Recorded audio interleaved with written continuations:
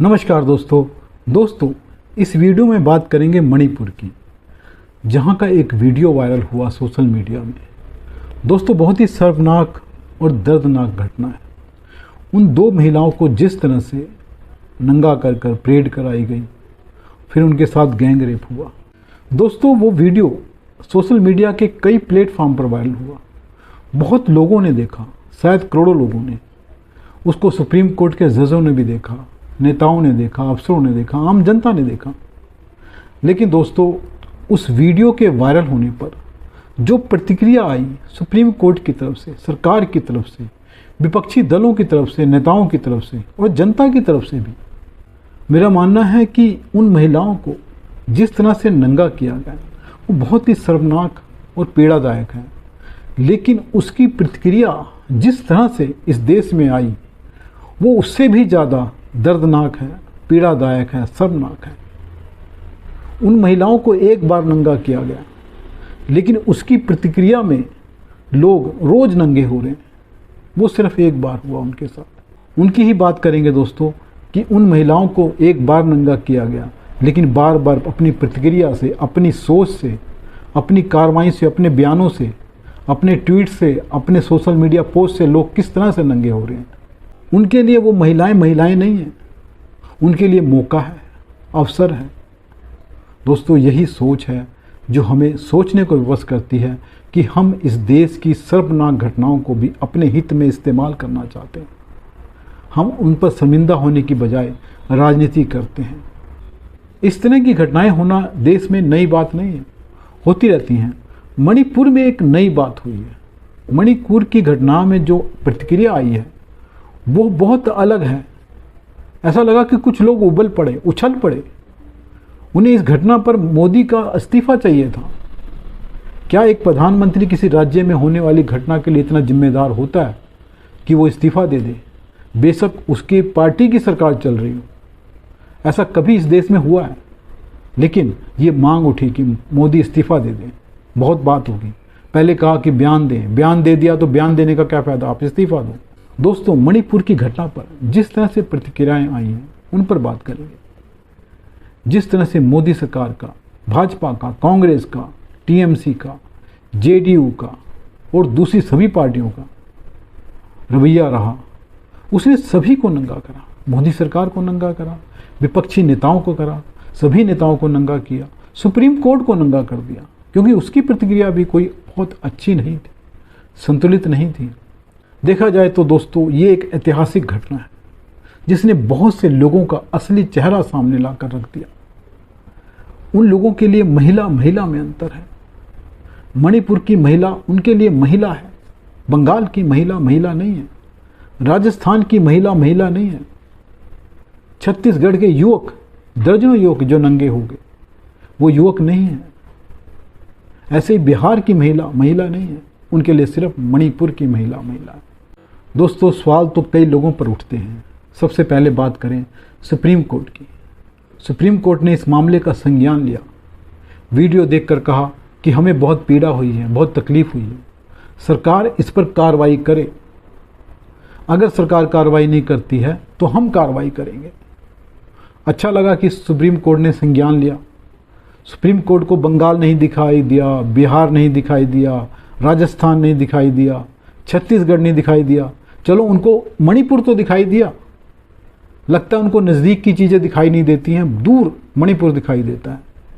ये भी अच्छा है कि दिखाई तो देता है, कम से कम इतना तो पता लगा कि सुप्रीम कोर्ट के जज वीडियो भी देखते हैं, सोशल मीडिया भी देखते हैं। हालांकि वो नहीं देखते हैं कि सोशल मीडिया पे उनके बारे में क्या कहा जा रहा है। सुप्रीम कोर्ट के बारे में जो कहा जाता है वो बहुत ही शर्मनाक होता है। देखकर पता लगता है कि सुप्रीम कोर्ट की छवि नेताओं से ज़्यादा गिर गई है। इस देश में सबसे ज़्यादा जिसकी छवि खराब थी वो नेता थे, लेकिन अब सबसे ज़्यादा छवि किसकी खराब है? सुप्रीम कोर्ट को देख लेना चाहिए सोशल मीडिया में। वीडियो तो उसने देख लिया, लेकिन फिर सवाल उठता है कि सुप्रीम कोर्ट ने जो बयान दिया उसका क्या मतलब निकाला जाए। सुप्रीम कोर्ट ने कहा कि आप कार्रवाई करो, अगर आप कार्रवाई नहीं करेंगे तो हम कार्रवाई करेंगे। ये बड़ा सवाल है दोस्तों। सुप्रीम कोर्ट का ये बयान अपने आप में बहुत अजीब है दोस्तों। सुप्रीम कोर्ट पर संविधान की रक्षा की जिम्मेदारी है। वो ही संविधान की व्याख्या करता है, बताता है कि संविधान में जो लिखा है उसका क्या मतलब है। लेकिन दोस्तों, देश का सबसे बड़ा दुर्भाग्य है कि सुप्रीम कोर्ट ही नहीं जानता कि संविधान क्या कहता है। उसने जो कहा वो संविधान के हिसाब से सही नहीं है। सुप्रीम कोर्ट के पास ये अधिकार है कि अगर कोई सरकार काम नहीं कर रही है तो वो कह सकता है कि आप ऐसा काम कीजिए। सुप्रीम कोर्ट के पास अधिकार है निर्देश देने का, और सरकारों को उस निर्देश का पालन करना पड़ता है। ये सुप्रीम कोर्ट की ताकत है। वो किसी को भी कह सकता है कि आप ये काम करो, वो काम करो, अगर कहीं हालात ठीक नहीं हैं तो। जो संस्था अपना ही काम करने में नाकाम हो गई है, 5 करोड़ केस लेकर बैठी है, पेंडिंग कर रखी है, वो संस्था दूसरे को कह रही है कि आप काम कीजिए। ये तो आपके पास अधिकार है, संविधान ने दिया। अगर कहीं कोई राज्य सरकार फेल होती है, कानून व्यवस्था फेल होती है, तो केंद्र दखल देता है, केंद्र सरकार वहाँ काम करती है। और सुप्रीम कोर्ट के पास अधिकार है कि वो केंद्र को कह सकता है कि आप जिम्मेवारी लें उस जगह की, उस राज्य की, आप सीधे शासन करें, राष्ट्रपति शासन लगाएं। ये तो कह सकता है सुप्रीम कोर्ट। लेकिन क्या सुप्रीम कोर्ट खुद वहाँ जाकर काम करेगा? अपराधियों को पकड़ेगा, सजा देगा? सजा देना तो वैसे भी उसका काम है, पकड़ कर लाने का काम तो उसका नहीं है। तो वो कैसे कानून व्यवस्था संभाल सकता है? तो ये बड़ा अजीब सा बयान था कि हम कार्रवाई करेंगे। आप कार्रवाई कर ही नहीं सकते। बाबा साहब का संविधान तो कहीं नहीं कहता कि आप कार्रवाई कर सकते हैं।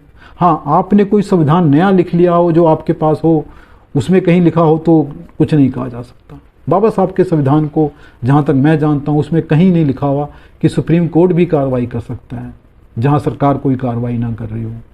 सुप्रीम कोर्ट कार्रवाई करने के लिए कह सकता है ये अपनी जगह ठीक है, लेकिन खुद कुछ नहीं कर सकता। ये तो सच्चाई है, संविधान की सच्चाई है। दूसरा सवाल ये उठता है दोस्तों कि सुप्रीम कोर्ट ने इस वीडियो पर संज्ञान लिया है, जो उससे पहले वीडियो आ चुके हैं उन पर संज्ञान क्यों नहीं लिया गया? दूसरी बात दोस्तों, इस वीडियो पर संज्ञान लिया गया तो क्या आगे चल के जितने भी ऐसे वीडियोस आएंगे सामने सोशल मीडिया में कहीं भी, तो क्या सुप्रीम कोर्ट उनका भी संज्ञान लेगा? अगर उन वीडियो पर संज्ञान नहीं लेगा तो क्यों नहीं लेगा? और नहीं लेगा तो जनता में उसकी छवि खराब नहीं होगी? सुप्रीम कोर्ट ने एक वीडियो पर संज्ञान लेकर अपने लिए ही मुसीबत खड़ी कर ली है, क्योंकि अब हर भी ऐसा वीडियो सामने आने पर जनता ये कहेगी कि सुप्रीम कोर्ट इस पर क्यों नहीं संज्ञान ले रहा, सुप्रीम कोर्ट क्या कर रहा है। सुप्रीम कोर्ट इस देश की एक सम्मानित संस्था है, ठीक है उसकी छवि खराब हो रही है, लेकिन उसको राजनीति से दूर रहना चाहिए। सुप्रीम कोर्ट ने जो कार्रवाई की है, जिस तरह का बयान दिया है, उसके बाद वो ऐसा लग रहा है कि जैसे राजनीति में कूद गया हो, ना चाहते हुए भी वो राजनीति में कूद गया है और उस पर सवाल खड़े हो रहे हैं। दोनों तरफ के लोग उठा रहे हैं। आज भाजपा के लोग उठा रहे हैं, कल वो लोग उठाएंगे। मेरा मानना है कि सुप्रीम कोर्ट के जज बहुत अनुभवी और विद्वान होते हैं। उनको किसी भी घटना पर अपनी प्रतिक्रिया देते वक्त किसी तरह के उकसावे में नहीं आना चाहिए। धैर्य के साथ शांतिपूर्ण ढंग से अपनी बात रखनी चाहिए और संविधान के हिसाब से ही बात करनी चाहिए। संविधान के परे जाकर कोई बात करने का फ़ायदा नहीं है। दोस्तों, अब बात करते हैं मोदी सरकार की। सवाल मोदी सरकार पर भी खड़े होते हैं। जब वहाँ की राज्य सरकार अपना काम ठीक से नहीं कर पा रही है, कानून व्यवस्था उससे नहीं संभल रही है और सीधा दखल देना पड़ रहा है केंद्र सरकार को, तो वो सरकार वहाँ पर क्यों है? उसको बर्खास्त करना चाहिए था, नहीं बर्खास्त कर सकते थे, निलंबित कर देना चाहिए था। विधानसभा को कुछ देर के लिए निलंबित किया जा सकता था, सस्पेंड किया जा सकता था और केंद्र सरकार सीधा नियंत्रण ले सकती थी। कम से कम जो सवाल उठ रहे हैं वो सवाल नहीं उठते। मेरा मानना है कि मणिपुर के हालात बहुत ख़राब हैं, बहुत जटिल हालात हैं और ये समस्या आज की नहीं है, बरसों पुरानी है। वहाँ पर 2 समुदाय आपस में आमने सामने आ गए, एक दूसरे को मिटा देने पर उतारू हैं वो लोग। तो वहाँ पर ऐसी घटनाएं हो रही हैं, मारकाट मची हुई है, सबको दिखाई दे रहा है और वहाँ पर सेना लगाने के सिवा कोई विकल्प नहीं है। और मुझे लगता है कि मोदी सरकार काम कर रही है वहाँ पे। लेकिन सवाल ये उठता है कि मोदी सरकार की ये जिद कि कहीं भी राष्ट्रपति शासन नहीं लगाना है, कहाँ तक सही है? जब किसी राज्य की सरकार कानून व्यवस्था नहीं संभाल पा रही है, अपना काम ठीक तरह से नहीं कर पा रही है, तो उसको बने रहने का कोई अधिकार नहीं है, चाहे वो भाजपा की ही सरकार क्यों ना हो। उस सरकार को नहीं रहना चाहिए था, वहाँ पर राष्ट्रपति शासन होना चाहिए था। ये जिद मोदी सरकार को छोड़नी होगी कि हालात कैसे भी हों, लेकिन हम दखल नहीं देंगे, हम राष्ट्रपति शासन नहीं लगाएंगे। बंगाल में जो हो रहा है उसके लिए मोदी सरकार भी जिम्मेदार है। क्यों नहीं वहाँ उस सरकार को हटाकर राष्ट्रपति शासन लगाया जाता? 2021 में क्या तमाशा हुआ और 2023 में क्या हुआ है, पंचायत चुनाव में जो हो रहा है सबने देखा है उसको। तो वो सरकार रहने की हकदार नहीं है। ममता सरकार को एक दिन भी अपनी कुर्सी पर रहने का हक नहीं है। वहाँ राष्ट्रपति शासन क्यों नहीं लगाया जा रहा? मुझे लगता है कि मोदी सरकार ये सोचती है अगर हम राष्ट्रपति शासन लगा देंगे तो सुप्रीम कोर्ट दखल देगा, वो हमारे फैसले को पलट सकता है। अच्छी बात है कि वो आपका फैसला पलट देगा तो जिम्मेदार कौन होगा? सुप्रीम कोर्ट होगा ना। लेकिन भाजपा की कार्यकर्ता जिस तरह से मारे जा रहे हैं बंगाल में, तो क्या वहाँ पर राष्ट्रपति शासन नहीं लगाना चाहिए? क्या भाजपा के जो कार्यकर्ता हैं वो इंसान नहीं है? मणिपुर में जिस तरह से वहाँ की पुलिस, वहाँ का प्रशासन दो समुदायों के बीच बट गया है। वहाँ का प्रशासन, वहाँ की पुलिस या तो कुकी है या मैतई है, तो वहाँ पर आपको दखल देना पड़ रहा है। बंगाल की पुलिस जो है वो ममता पुलिस है, वो बंगाल की पुलिस नहीं है। वहाँ की सारी व्यवस्था ममता ने संभाल ली है। वहाँ पर पूरी व्यवस्था का राजनीतिकरण हो गया है। चुनाव आयोग भी एक राजनीतिक पार्टी का हिस्सा बन चुका है। सारी पुलिस बन चुकी है, सारे शासन बन चुका है। वहाँ की योजनाएं, वहाँ की सारी कानून व्यवस्था एक पार्टी के हिसाब से चलती है। ममता बंगाल में ऐसा क्यों कर रही है? क्योंकि उनको मोदी सरकार की इस कमजोरी का पता लग चुका है कि वो कुछ भी करें लेकिन मोदी सरकार वहाँ पर राष्ट्रपति शासन नहीं लगाने वाली। इस करके वो खुलकर खेल रही है। मेरा मानना है कि मोदी सरकार को ये जिद छोड़नी होगी कि कहीं भी कोई भी हालात हो, कैसा भी हालात हो, वो वहाँ पर राष्ट्रपति शासन नहीं लगा सकती। मेरा मानना है कि केंद्र सरकार का डर होना चाहिए राज्य सरकारों पर। अगर वो ठीक से काम नहीं करती हैं तो देश हित में केंद्र सरकार दखल दे सकती है, राष्ट्रपति शासन लगा सकती है। अगर सुप्रीम कोर्ट दखल देता है, फैसले को पलटता है, तो वो जिम्मेदार होगा। लेकिन सुप्रीम कोर्ट के डर से मोदी सरकार को अपनी जिम्मेदारी से पीछे नहीं हटना चाहिए, अपनी जिम्मेदारी निभानी चाहिए। जो ताकत उसको संविधान ने दे रखी है उसका इस्तेमाल करना चाहिए। जहाँ तक बात है विपक्षी दलों की, जब से इस घटना का वीडियो सामने आया है वो बहुत उबल रहे हैं, उछल रहे हैं, अपनी नई नई प्रतिक्रिया दे रहे हैं। मेरा मानना है कि उनको नंगा करने की ज़रूरत नहीं है। वो बहुत पहले नंगे हो चुके हैं, उनको और कितनी बार नंगा किया जाएगा? मोदी सरकार क्या चाहती है? क्या पता नहीं है सबको कि बंगाल में जो घटनाएं हुई हैं उस पर विपक्ष अपनी प्रतिक्रिया नहीं देता है? वहाँ पर जिस तरह से संविधान की हत्या हो रही है, लोकतंत्र की हत्या हो रही है, आज इस देश में विपक्षी दल हर घटना पर अपनी प्रतिक्रिया राजनीति के हिसाब से ही देते हैं। राजनीति से ऊपर उठकर कोई भी नहीं सोचना चाहता। पहले ऐसे लगा क्योंकि मणिपुर घटना का वीडियो सामने आया है इसलिए ये ज़्यादा उछल रहे हैं, क्योंकि बंगाल में ऐसे वीडियो सामने नहीं आए थे। लेकिन अब बंगाल के वीडियो भी सामने आ गए, बिहार का वीडियो सामने आ गया, राजस्थान के वीडियो तो आते ही रहते हैं। लेकिन वहाँ पर ही चुप हो गए, इनकी जुबान को ताला पड़ गया। ऐसा लग रहा है कि जिंदा ही नहीं है, कुछ बोल ही नहीं रहे हैं। लेकिन मणिपुर में ऐसा लग रहा था कि इनके अंदर बहुत ताकत है, बहुत उछल रहे थे जोर जोर से। महिलाओं के साथ ऐसा हो गया, बदतमीजी होगी, शर्मनाक घटना है। राजस्थान में शर्मनाक घटनाएं नहीं हो रही हैं। बंगाल में, इनके राज्यों में जब कुछ होता है तो ये बिलों में जाकर दुबक जाते हैं, इनको शर्म नहीं आती। राजनीति ने इनको कितना गंदा कर दिया है वो इनको देखना चाहिए। इनको मणिपुर दिखाई दिया, इनको यूपी दिखाई देता है, लेकिन इनको बंगाल, राजस्थान, छत्तीसगढ़ नहीं दिखाई देता। दोस्तों, जहाँ तक छत्तीसगढ़ की बात करें, मणिपुर में महिलाओं को नंगा किया गया, ज़बरदस्ती किया गया, लेकिन छत्तीसगढ़ में वो युवक मजबूरी में खुद नंगे हो गए। कितनी मजबूरी रही होगी उनकी जो उन्होंने नंगे होकर प्रदर्शन किया, तो उनको क्या शर्म नहीं आई होगी?